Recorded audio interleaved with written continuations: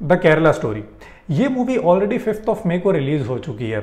हालांकि इसने रिलीज़ के पहले ही मार्केट में बहुत ज़्यादा बज़ क्रिएट कर दिया था अपनी कंट्रोवर्सीज़ को लेके, क्योंकि जिस सब्जेक्ट के अराउंड ये मूवी को बनाया गया ना वो बहुत ज़्यादा कंट्रोवर्शियल है। एक डिस्क्लेमर मैं आपको शुरू में दे देना चाहता हूँ कि इस वीडियो का पर्पस सिर्फ एजुकेशनल और इन्फॉर्मेशन प्रोवाइड करना है। यहाँ पे हम इस मूवी का रिव्यू तो कतई नहीं कर रहे और साथ ही साथ हम किसी की भी भावनाओं को यहाँ पर ठेस नहीं पहुँचाना चाहते हैं। With that being said, hello everyone, मैं हूं विश्ववर्धन नरेरा। आप देख रहे हैं let's crack judiciary with Unacademy.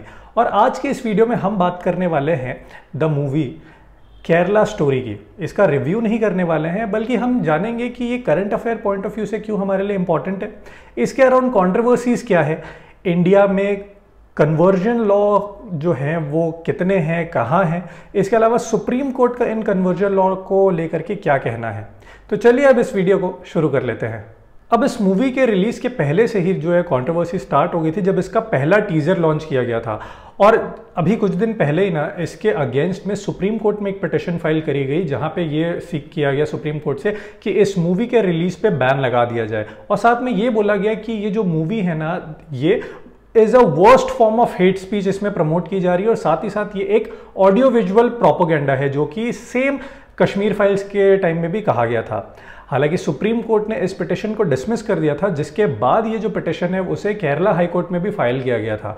और केरला हाई कोर्ट में भी सेम चीज़ कही गई थी, और केरला हाई कोर्ट ने इस पूरी मूवी के ट्रेलर को देखा और उसके बाद अपने कुछ ऑब्जर्वेशंस रखे थे।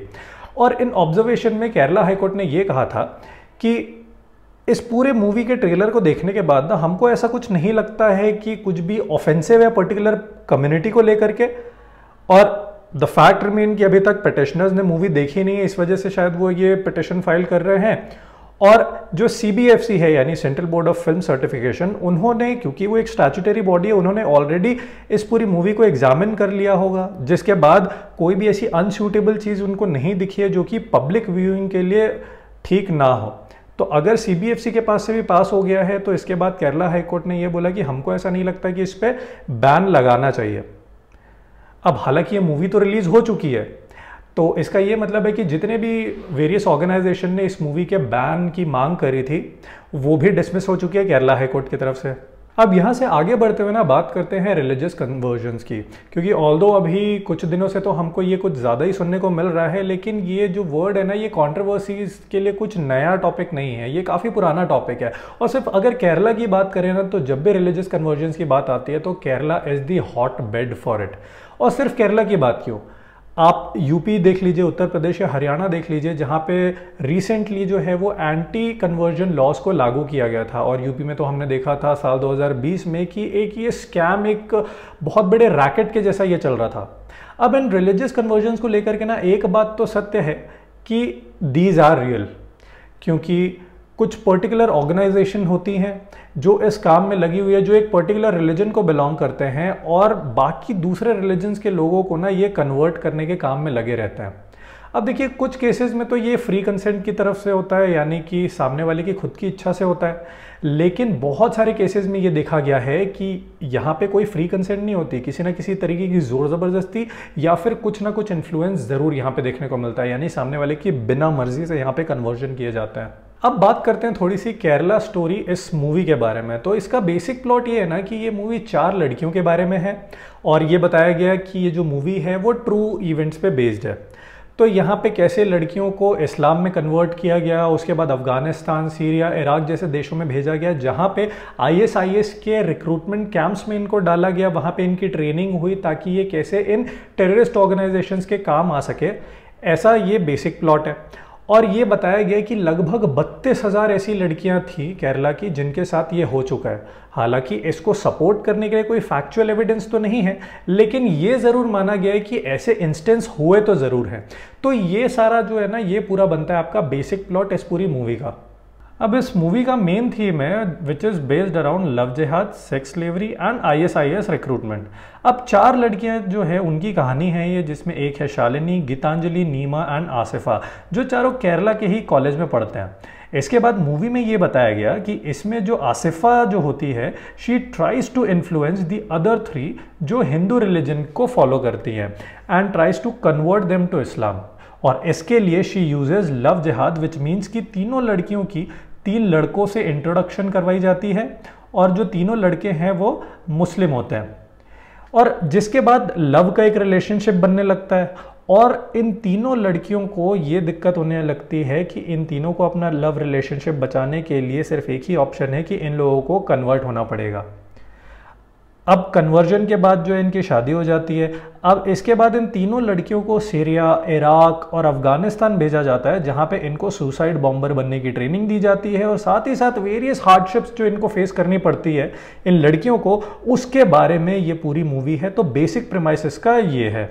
इस मूवी की एक चीज़ और मैं आपको बता दूं कि ये सिर्फ रिलीजियस कन्वर्जन के बारे में नहीं है, बल्कि इसके साथ साथ रेप, सेक्स स्लेवरी जैसे भी बहुत ज़्यादा इंपॉर्टेंट और सेंसिटिव टॉपिक्स के अराउंड रिवॉल्व करती है और क्वेश्चन करती है हमारी प्राइवेसी को और right to life and personal liberty जो हमको आर्टिकल 21 के अंदर देखने को मिलती है। अब इस मूवी के अराउंड कंट्रोवर्सी भी इसीलिए हुई क्योंकि एक तो जो क्लेम किया जा रहा है इसके अराउंड कि this is based on true fact, साथ ही साथ जो वॉयलेंट डिपिक्शंस इसमें दिखाए हैं और इसके अलावा जो डिसरिस्पेक्ट टुवर्ड्स अ रिलीजन इसमें दिखाया गया है, इसके अराउंड ये सारी कंट्रोवर्सीज बेस्ड है। अब इन रिलीजियस कन्वर्जन्स को लेकर के ना कुछ समय से लोगों के बीच में काफ़ी ज़्यादा बात भी होने लगी है, साथ ही साथ लोग चाह रहे हैं कि इसके अगेंस्ट में कुछ मेजर्स लाया जाए और ये मेजर्स गवर्नमेंट भी लाने की बात कर रही है। लेकिन एक रियलिटी ये भी है कि इंडिया में ना कोई नेशनल लेवल पे एंटी कन्वर्जन लॉ है ही नहीं। इसका ये मतलब नहीं है कि इंडिया में एंटी कन्वर्जन लॉ के लिए हमारे पास कोई कानून नहीं है, लेकिन वो सारे स्टेट लेवल पे है, जिसका ये मतलब होता है कि आपको कानूनों में ना यूनिफॉर्मिटी देखने को नहीं मिलेगी क्योंकि अलग अलग स्टेट्स के अपने फ्रीडम ऑफ रिलीजन एक्ट्स हैं जो बेसिकली एंटी कन्वर्जन लॉ है। अब आप इसमें कुछ के अंदर देखोगे ना तो वहां पे आपको गवर्नमेंट की परमिशन लेना जरूरी है। ये एंटी कन्वर्जन लॉज के अंडर में गवर्नमेंट की परमिशन लेना जरूरी है बिफोर यू कन्वर्ट, लेकिन उसको फॉलो किया जाता है नहीं किया जाता, that is a different story. इसके अलावा भी आप देखोगे ना तो बहुत सारे स्टेट में आपको देखने को मिलेगा कि एंटी कन्वर्जन लॉ काफ़ी स्ट्रिक्ट है, वहीं पे कुछ स्टेट्स में आपको ऐसा देखने को मिलेगा कि ये जो एंटी कन्वर्जन लॉ है ना ये सिर्फ एक स्पेसिफिक ग्रुप के द्वारा किए गए कन्वर्जन को रोकने के लिए है। तो यहाँ पे ना हमको कहीं पे भी यूनिफॉर्मिटी आप देखोगे तो देखने को नहीं मिलती एंटी कन्वर्जन लॉ के अगेंस्ट। अब यहाँ पे कुछ और भी इश्यूज आ जाते हैं कि ये जो एंटी कन्वर्जन लॉ है ना इनके अगेंस्ट भी क्या क्या फैक्ट्स आपको देखने को मिलेंगे, ऐसी क्या क्या सवाल आपको देखने को मिलेंगे जो उठते रहते हैं, उसकी बात कर लेते हैं। तो सबसे पहले जो है ना वो देखते हैं वो है आपका फ्रीडम ऑफ रिलीजन को अफेक्ट करता है, यानी फ्रीडम ऑफ रिलीजन जो आपको आर्टिकल 25 के अंदर मिल रखी है उसको ये अफेक्ट करता है। ये पहला आर्ग्यूमेंट है एंटी कन्वर्जन लॉज के अगेंस्ट। दूसरा कहता है कि भाई ये डिस्क्रिमिनेटरी है, कोअर्जन और मैनिपुलेशन यहाँ पे बहुत ज़्यादा होता है। इसके अलावा सोशल और कल्चरल डिवीजन को ज़्यादा प्रमोट करता है ये एंटी कन्वर्जन लॉज। उसके अलावा कॉन्फ्लिक्ट विथ अदर लॉज, दूसरे लॉज के साथ ही कॉन्फ्लिक्ट में रहते हैं। और लास्ट में इफेक्टिवनेस की, एंटी कन्वर्जन लॉज की इफेक्टिवनेस क्या है। तो यहाँ पे ना एक बात और समझने वाली ये है कि सुप्रीम कोर्ट, हालांकि जो हमारी सबसे सुप्रीम बॉडी है जुडिशरी के अंदर में, उन्होंने तक इस एंटी कन्वर्जन लॉ को कॉन्स्टिट्यूशनल डिक्लेयर कर दिया है। एक पिटीशन फाइल करी गई थी सुप्रीम कोर्ट के सामने जिस पे सुप्रीम कोर्ट ने बोला था कि जो एंटी कन्वर्जन लॉ है ना वो कहीं से भी किसी भी एंगल से अनकॉन्स्टिट्यूशनल आपको नहीं देखने को मिलेंगे, ये प्योरली कॉन्स्टिट्यूशनल है। अब इसके बाद कुछ केसेस हुए थे सुप्रीम कोर्ट में जिसके बारे में हमको जानना जरूरी है। तो देखते हैं सुप्रीम कोर्ट के कुछ केसेस जहां पे सुप्रीम कोर्ट ने इन एंटी कन्वर्जन के अगेंस्ट में क्या बोला था। तो सुप्रीम कोर्ट ने सबसे पहले Sarla Mudgal versus Union of India के केस में ये बोला था कि ये जो कन्वर्जन है ना solely for the purpose of marriage is void, यानी अगर आप सिर्फ शादी करने के लिए किसी का कन्वर्जन कर रहे हो, रिलीजियस कन्वर्जन कर रहे हो, तो ऐसा बिल्कुल नहीं होना चाहिए, ये वॉइड कंसिडर किए जाएंगे लॉ के अंडर।